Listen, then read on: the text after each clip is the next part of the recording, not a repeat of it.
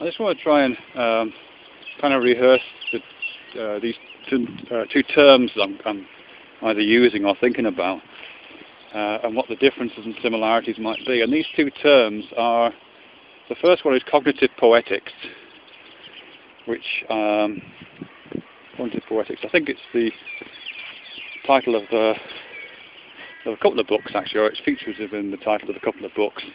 And the other related term is poetic cognition. Cognitive poetics and poetic cognition. Because there seems to be something in that relationship between cognition and poetry that I'm quite interested in right now. Cognitive poetics, as I understand it, starts from, well, it's an analytical technique, it's an interpretive technique for understanding and analysing poetry using insights derived from cognitive science, particularly cognitive linguistics.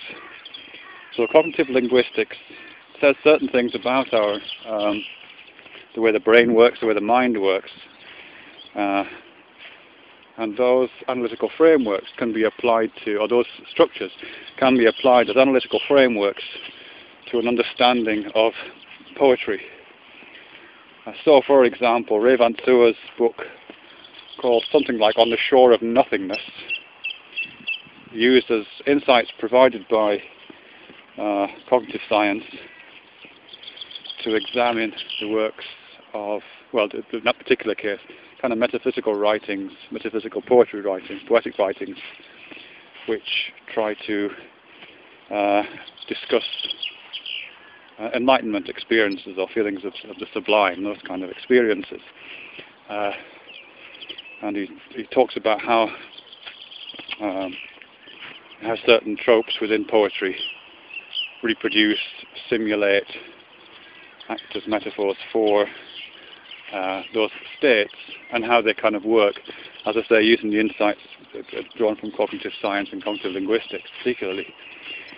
And there are other books like that. So that's cognitive poetics. Poetic cognition, I think, is kind of the flip side of that.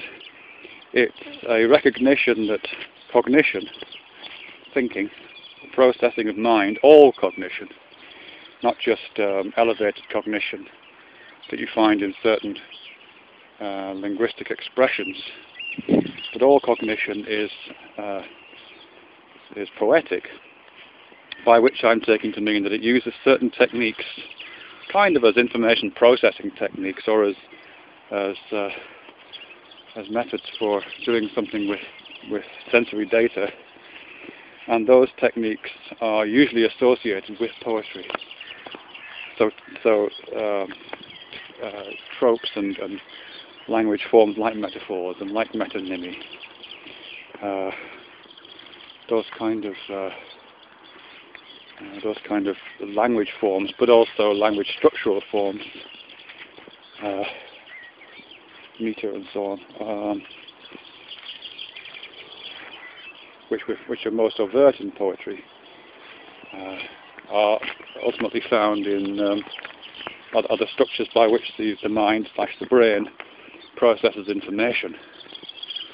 So it's kind of a reversal of that. Whereas cognitive poetics is the application of cognitive science to the study of poetry.